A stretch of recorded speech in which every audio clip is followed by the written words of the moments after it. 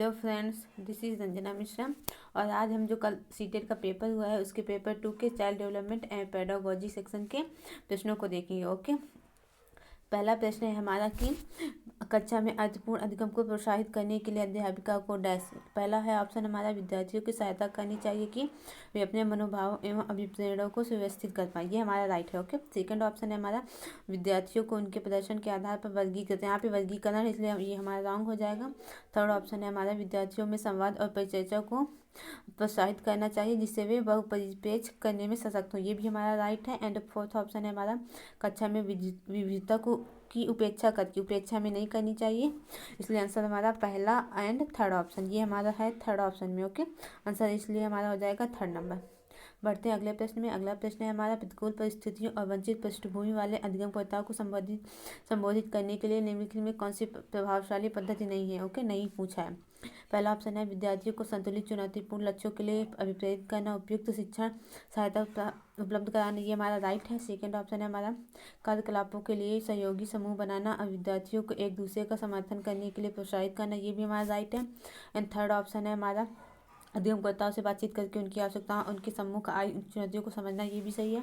And fourth option है हमारा, अधिगमकर्ताओं को विद्यालय के बाहर ट्यूशन पढ़ने के लिए कहें। ट्यूशन की ये हमारा रॉन्ग हो जाएगा। ओके, ट्यूशन के लिए हम नहीं कहेंगे, इसलिए हमारा फोर्थ ऑप्शन हो जाएंगे। बढ़ते अगले प्रश्न। अगला प्रश्न है हमारा, प्रश्नों के अधिगम में शारीरिक स्वास्थ्य और सामवेगिक अवस्था डैश का कोई आपसी संबंध नहीं। ये हमारा रॉन्ग है।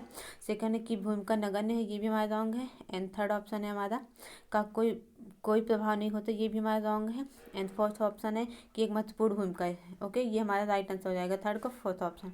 बढ़ते हैं अगले प्रश्न में। अगला प्रश्न है हमारा, कक्षा में प्रभावशाली अधिगम के लिए ये हो जाएगा हमारा, वातावरण की रचना करनी चाहिए बजाय वातावरण के। तो ये हो जाएगा हमारा सहयोगी वातावरण की रचना करनी चाहिए बजाय प्रतिस्पर्धी को। ओके, इसलिए आंसर हमारा थर्ड ऑप्शन हो जाएगा। बढ़ते हैं अगले प्रश्न में। अगला प्रश्न है हमारा, निम्नलिखित में से कौन सा उदाहरण विद्यार्थियों को अधिगम के लिए प्रेरित करने के लिए प्रभावशाली पद्धति है। ओके, वे कार्य देना जो कि बहुत सरल हो। ये नहीं है।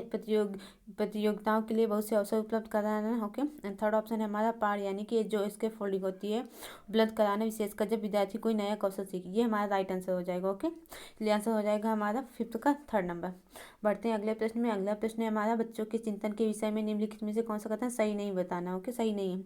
बच्चे अपने आसपास की विविध घटनाओं के बारे में सक्रियतापूर्वक सोचते हैं और उनमें अन्वेषक छानबीन की लालसा होती है। ये हमारा राइट है। सेकंड हमारे बच्चों अपने आसपास की वस्तुओं को जानने के लिए जन्मजात जिज्ञासु होती है। ये भी हमारा सही है। एंड थर्ड ऑप्शन है हमारा, बच्चे अपने आसपास की विविध घटनाओं के बारे में स्वयं अपने सिद्धांतों की रचना करते हैं। ये भी हमारा सही है। एंड फोर्थ ऑप्शन है हमारा, बच्चे प्रत्ययों को स्वयं नहीं सोच सकते और अध्यापक की मूल भूमिका उन्हें जानकारी उपलब्ध कराना। ये हमारा गलत है, इसलिए फोर्थ ऑप्शन हो जाएगा हमारा। ओके, छठवें का फोर्थ ऑप्शन। बढ़ते हैं अगले प्रश्न में। अगला प्रश्न है हमारा, अगला है हमारा सातवां के अधिगम एक डैश और डैश प्रक्रिया है। तो अधिगम एक जटिल एवं सक्रिय प्रक्रिया। ओके, आंसर हो जाएगा हमारा सातवें का थर्ड ऑप्शन। बढ़ते हैं अगले प्रश्न में। अगला प्रश्न है हमारा, अपनी कक्षा के अर्थपूर्ण अधिगम को सुसाध्य बनाने के लिए अध्यापिका को अपनी कक्षा में सामाजिक, सांस्कृतिक, धार्मिक, भाषाई विविधता को क्या करना चाहिए, समझना चाहिए, देखा करना चाहिए, टालना चाहिए, उपेक्षित करना चाहिए, समझना चाहिए। ओके, इसलिए आंसर हो जाएगा हमारा फर्स्ट ऑप्शन। बढ़ते हैं अगले प्रश्न में। अगला प्रश्न है हमारा, एक डैश कक्षा में अध्यापिका अपनी शिक्षा शास्त्र व आकलन की विधियों को विद्यार्थियों की व्यक्तिगत जरूरतों के अनुसार परिवर्तित करती है। ओके, पाठ्यपुस्तक केंद्रित, नो, व्यवहारवादी। देखते हैं। थर्ड है हमारा अध्यापक केंद्रित। एंड फोर्थ ऑप्शन है हमारा प्रगतिशील। ये हमारी प्रोग्रेसिव है। ओके, तो एक प्रोग्रेसिव कक्षा में अध्यापिका अपनी शिक्षा शास्त्र व आकलन की विधियों को विद्यार्थियों की व्यक्तिगत जरूरतों के अनुसार चेंज करती है। ओके, इसलिए हमारा नाइन्थ का ऑप्शन हो जाएगा फोर्थ ऑप्शन। बढ़ते हैं अगले प्रश्न में। अगला प्रश्न है हमारा, बच्चों का विद्यालय में असफल होना क्या बताता है। ओके, तो ये हो जाएगा हमारा, साबित करना कि इन बच्चों में आनुवंशिक पैदाइशी कमियां होती है। ये नहीं, ये हमारा रॉन्ग हो जाएगा। फोर्थ सेकंड है हमारा, सूचित करना कि अभिभावक को अपने बच्चों के अधिगम सहायता करने सामर्थ्य नहीं। ये भी हमारा नहीं होगा। एंड थर्ड ऑप्शन प्रोत्साहित करता है कि वंचित पृष्ठभूमि वाले सामर्थ्य नहीं है। ये भी नहीं होगा। एंड फोर्थ ऑप्शन है निर्दिष्ट करता है कि विद्यालय इन बच्चों की आवश्यकताओं और रुचियों की पूर्ति करने में समर्थ नहीं है। ये हमारा सही हो जाएगा। ओके, यानी 10वें का हमारा फोर्थ ऑप्शन। बढ़ते अगले प्रश्न में। अगला प्रश्न है हमारा, समूह में एक दूसरे को पढ़ाने और सहायता करने से क्या होता है, बच्चों का ध्यान भंग हो सकता है। नहीं, ये हमारा गलत हो जाएगा। सेकंड, बच्चों में प्रतिस्पर्धात्मक प्रवृत्ति उत्पन्न होती है जो कि अधिगम के विघ्न रुकावट पैदा करती है। ये भी नहीं होगी। थर्ड ऑप्शन है, बच्चे स्वयं की चिंतन प्रक्रिया की अपेक्ष करते हैं और संज्ञानात्मक क्रियाकलाप के उच्च स्तर पर पहुंच सकते हैं, यही हमारा सही है। ओके, फोर्थ ऑप्शन क्या, बच्चों में भ्रांति नहीं होती, इसलिए ग्रामीण का हमारा थर्ड ऑप्शन सही हो जाएगा। बढ़ते हैं अगले प्रश्न में। अगला है हमारा बच्चों के सामाजिकरण में विद्यालय एक सेकेंडरी एजेंसी। ओके, क्योंकि प्राइमरी हमारी फैमिली होती है, इसलिए विद्यालय हमारा सेकेंडरी हो जाएगा। पढ़ते हैं अगले प्रश्न में। अगला प्रश्न है हमारा, निम्नलिखित में से किस मनोवैज्ञानिक ने प्रस्तावित किया कि बच्चों का चिंतन गुणात्मक रूप से वयस्कों की अपेक्षा अलग होता है, ये हमारा लेव वाइगोत्स्की ने कहा था। ओके, लेते हमारा फोर्थ ऑप्शन सही हो जाएगा। बढ़ते हैं अगले प्रश्न में। अगला प्रश्न है हमारा, विकास के विषय में निम्नलिखित में से कौन सा कथन सही है। ओके, विकास सुरुचिपूर्ण सुव्यवस्थित समूह के स्थान शून्य आनुवंशिक घटकों के कारण केवल आनुवंशिक घटक से नहीं होता। सेकंड है हमारा, विकास एक सरल एक दिशी है, ये भी नहीं है।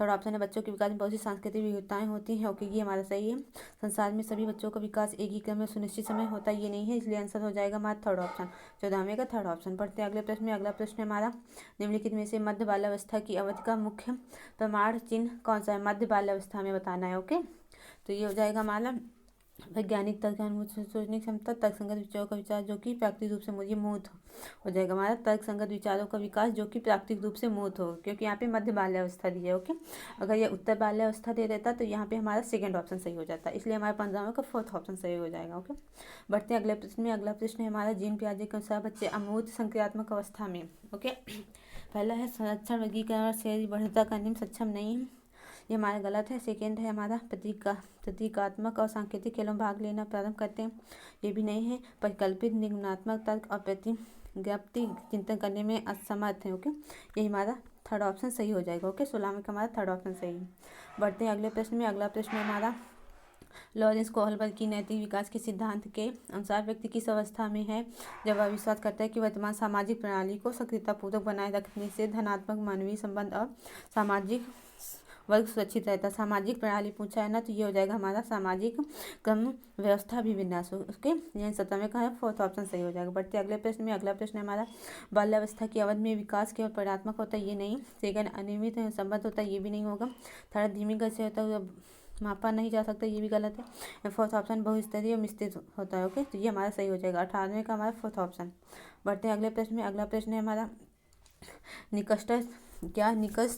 निकटस्थ विकास का क्षेत्र हमें बताना है, जोन ऑफ प्रॉक्सिमल डेवलपमेंट का क्षेत्र बताना है। ओके, वह प्रक्रिया जिसमें शुरू से विकास विभिन्न समझ वाले दो व्यक्ति समान समझ पर पहुंचते, ये गलत है। वह प्रक्रिया जिसमें बच्चे समाज के सदस्य सुधार करते, ये भी नहीं होगा। एंड थर्ड ऑप्शन, बच्चों के वर्तमान स्तर पर स्वतंत्र प्रदर्शन और वयस्क व अधिक कौशल वाले, ये हमारा राइट आंसर हो जाएगा। ओके, 19 का हमारा थर्ड ऑप्शन सही हो जाएगा, फोर्थ ऑप्शन हमारा नहीं सही होगा। 20वां है, देखते हैं, यह एक प्रगतिशील कक्षा में शिक्षण अधिगम प्रक्रिया के दौरान अधिगमकर्ताओं का मूल्यांकन अभिभावकों को प्रतिपुष्टि देने के लिए, नहीं, ये तो नहीं। सेकेंड हमारा, बेहद महत्वपूर्ण क्योंकि यह बच्चों की समझ की जानकारी देता है और अध्यापक को अपनी शिक्षा साथ में विचारने में सहायक होता है, यही हमारा राइट आंसर हो जाएगा। ओके, 20वें का हमारा सेकंड ऑप्शन। ओके, बढ़ते हैं अगले प्रश्न में। अगला प्रश्न है हमारा, हावर्ड गार्डनर के बहुबुद्धि सिद्धांत के अनुसार निम्नलिखित में से कौन सा जोड़ा बुद्धि के प्रकार अंतः स्थित अनुपालन संभावना के अनुसार सही बताना है, हमको सही बताना है। ओके, भाषिक तो मूर्तिकार की भाषिक नहीं होती, गलत है। शारीरिक गति संवेदना खिलाड़ी, ये हमारा राइट है। ओके, और स्थानिक हमारी मनोवैज्ञानिक की नहीं होती है, हमारी पायलट की होती है। ओके, तो ये हमारा सेकंड ऑप्शन सही हो जाएगा। बढ़ते हैं अगले प्रश्न में। अगला प्रश्न है हमारा, लेव वाइगोत्स्की के अनुसार क्या बच्चों को संज्ञानात्मक विकास चरणों में होता है। स्कीमा के परिपक्वन में बच्चों में संज्ञानात्मक विकास अक्सर होता है। थर्ड है, बच्चों के संज्ञानात्मक विकास में भाषा की एक महत्वपूर्ण भूमिका होती है। ओके, लेव वाइगोत्स्की ने भाषा के बारे में बोला था। ओके, तो आंसर हो जाएगा हमारा थर्ड ऑप्शन। बढ़ते हैं अगले प्रश्न में। अगला प्रश्न है हमारा, बाल केंद्रित कक्षा वाह जिसमें बच्चों के व्यवहार को निर्देशित करने के लिए अध्यापक पुरस्कार एवं दंड का प्रयोग करता है, नहीं, ये तो नहीं। अध्यापक लचीला और प्रत्येक बच्चे की विद्यावस्था को पूरा करता है। ओके, थर्ड ऑप्शन है, अध्यापक केवल पाठ्यपुस्तक ज्ञान पाठ्य पुस्तक भी नहीं केवल होगा, अध्यापक बच्चों की उनकी क्षमता का वर्गीकरण भी नहीं होगा, आंसर हो जाएगा हमारा सेकंड ऑप्शन। ओके, 23 का हमारा सेकंड ऑप्शन सही होगा। बढ़ते हैं अगले प्रश्न में। अगला प्रश्न है हमारा 24वां है, किस मनोविज्ञान के अनुसार बच्चे के संज्ञानात्मक विकास में सांस्कृतिक उपकरण एक महत्वपूर्ण भूमिका निभाते हैं। सांस्कृतिक उपकरण का तो ये हमारा लेव वाइगोत्स्की। ओके, सोशल सामाजिक से हमारा लेव वाइगोत्स्की, आंसर हो जाएगा हमारा थर्ड ऑप्शन। पढ़ते हैं अगले प्रश्न में। अगला प्रश्न है हमारा 25वां है, कक्षा में सभी लिंगों में जेंडर दुर्व्यवस्था कम करने के लिए विकास के विस्तार की संभावनाओं को बढ़ाने के लिए प्रभावशाली पद्धति बतानी। ओके, एक ही लिंग के योग तो समूह नहीं, ये हमारा गलत हो जाएगा।